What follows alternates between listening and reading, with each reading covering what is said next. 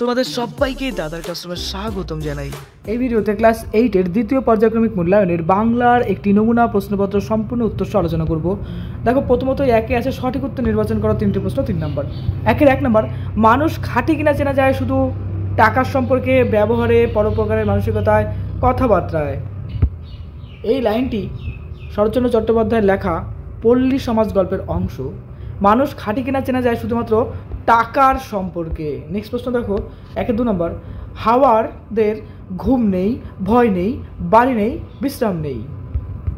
এটি হাওয়াদের গান কবিতার অংশ। এখানে দেখো হাওয়াদের বাড়ি নেই বলে একটা অপশন তোমরা পাবে, কবিতার লাইনই কিন্তু এখানে আছে, দেখবে।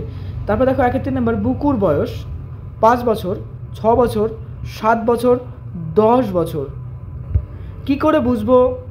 গল্পটি পড়লে এই লাইনটি তুমি খুব সহজে সলভ করতে পারবে। এক্ষেত্রে বুকুর বয়স হচ্ছে 6 বছর।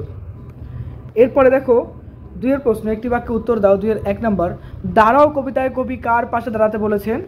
এখানে উত্তর হবে, দেখো, দাঁড়াও কবিতায় কবি অসহায় এবং নিঃসঙ্গ মানুষের পাশে দাঁড়াতে বলেছেন।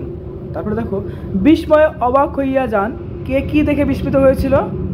উত্তর হবে, রমা যখন সন্ধ্যার প্রদীপ দিয়ে মুখ তুলে তখন হঠাৎ করে সামনে রমেশকে দেখতে পায়, আর রমেশকে দেখতে পেয়ে সে বিস্মিত হয়েছিল। নেক্সট, ছন্নছাড়া কবিতায় রাস্তার মাঝখানে দাঁড়িয়ে কারা আড্ডা মারছিল? উত্তর হবে, দেখো, ছন্নছাড়া কবিতায় রাস্তার মাঝখানে দাঁড়িয়ে কয়েকটা বেকার ছেলে আড্ডা মারছিল। নেক্সট, বৃক্ষ শিশু কোথায় ঘুমিয়ে থাকে? উত্তর হবে, বৃক্ষ শিশু বীজের মধ্যে নিরাপদে ঘুমিয়ে থাকে। নেক্সট প্রশ্ন, তারা শুধু কেঁদে মরে বাইরে, কারা কোথায় কেঁদে মরে?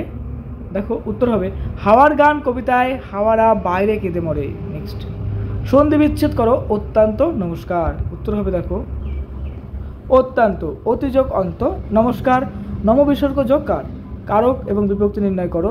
হাওয়াদের বাড়ি নেই। উত্তর হবে, দেখো, হাওয়াদের বাড়ি নেই, কর্তৃকারকে দের বিভক্তি কিভাবে বের করতে হয়? এইভাবে দেখো, এই যে হাওয়া যে শব্দটা আছে এটা বাদ দিলে পরে তোমার শুধুমাত্র দের শব্দটা কিন্তু পড়ে আছে, এই দেরটাই কিন্তু এখানে বিভক্তি হিসেবে কাজ করছে, অর্থাৎ এখানে তুমি বলতে পারো এর বিভক্তি বা দের বিভক্তি।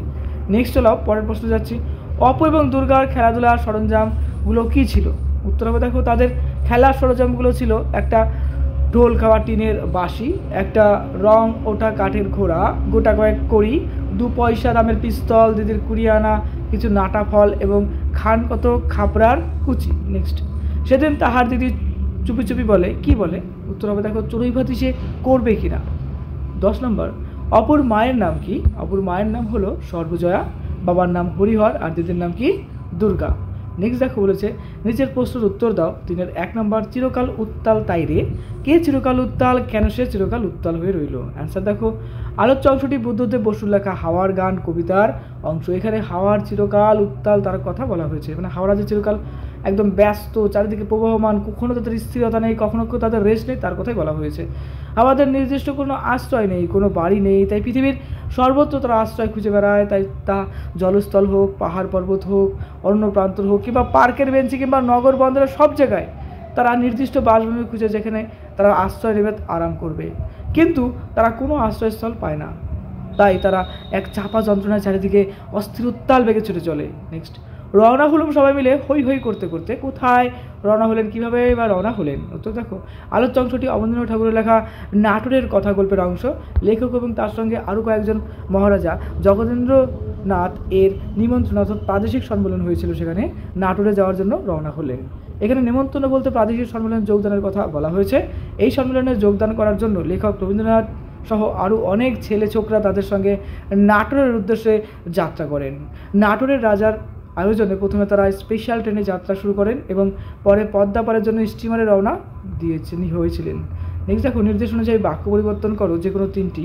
তুমি নিজ অতি ছোট, যৌগিক বাক্য। চেনুমাসি আর অন্যটির নাম বেনুমাসি, সরল বাক্য।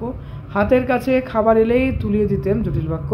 কথাটি রমেশ বুঝিতে পারিল না, যৌগিক বাক্য করতে হবে। দেখো, তুমি নিজ অতি ছোট, এটা যৌগিক বাক্য হবে, তুমি নিজ এবং অতি ছোট, এখানে এবং শব্দটা কিন্তু যৌগিক বাক্য হিসাবে কাজ করছে।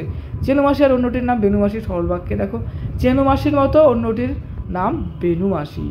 হাতের কাছে খাবার এলেই তুলিয়ে দিতেন, জটিল বাক্য, কী হবে? হাতের কাছে যখনই খাবার আসতো তখনই তা তুলিয়ে দিতেম। নেক্সট, কথাটি রমেশ বুঝিতে পারিল না, যৌগিক বাক্য। কথাটি রমেশ শুনিল কিন্তু বুঝিতে পারিল না, এই কিন্তুটা কিন্তু যৌগিক বাক্য রূপে কাজ করছে। এরপরে দেখো যে কোনো একটি প্রশ্নের উত্তর দাও। খ নাম্বার জীর্ণ সেতু সংস্কারের বিষয় তুলে ধরে দৈনিক পত্রিকার সম্পাদককে একটি পত্র লেখো, খুব ইম্পর্টেন্ট প্রশ্ন। খ নাম্বার জলাভূমি সংস্কারের পদক্ষেপ গ্রহণে কর্তৃপক্ষের দৃষ্টি আকর্ষণ করে দৈনিক পত্রিকার সম্পাদকে একটি পত্র লেখো। দুটোই কিন্তু মোস্ট ইম্পর্টেন্টের মধ্যে পড়ে, আর দুটোই তোমাদের দেখো এই যে ভাষা চর্চা যে বইটা আছে অর্থাৎ ব্যাকরণ বই সেখানে পেয়ে যাবে। এই যে আমি সেটাই তুললাম।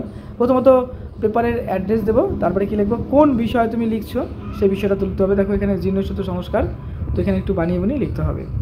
ওকে, নেক্সট দেখো আরেকটা প্রশ্ন রয়েছে, জলাভূমি সংস্করণের পদক্ষেপ গ্রহণে কর্তৃপক্ষের দৃষ্টি আকর্ষণ করে দৈনিক পত্রিকার সম্পাদকে একটি পত্র লেখো। দেখো এক্ষেত্রে প্যাটার্ন কিন্তু একই, সে যে প্রশ্নে আসুক না কেন এই প্যাটার্নে লিখলেই কিন্তু হয়ে যাবে যদি এই রিলেটেড প্রশ্ন হয়। প্রথমত পত্রিকার নাম, তার অ্যাড্রেস, তারপরে কি বিষয়তে লিখতে হবে জলাভূমি সংস্করণের পদক্ষেপ গ্রহণ, আর তারপরে সবিনয় নিবেদন দিয়ে লিখতে হবে যে কোথায় কেমন পরিস্থিতি সেটা জানাতে হবে। ওকে, তোমাদের বইয়েরই প্রশ্ন উত্তর এটা। বাংলার প্রত্যেকটি গল্প কবিতা ভালো করে পড়ো, পরীক্ষায় যাই আসুক সেটা সুন্দর করে বানিয়ে বানিয়ে লিখে দিয়ে আসো। পরীক্ষা তোমার খুব ভালো হোক, পরীক্ষার জন্য তোমাকে জানাই বেস্ট অফ লাক, খুব ভালো থেকো।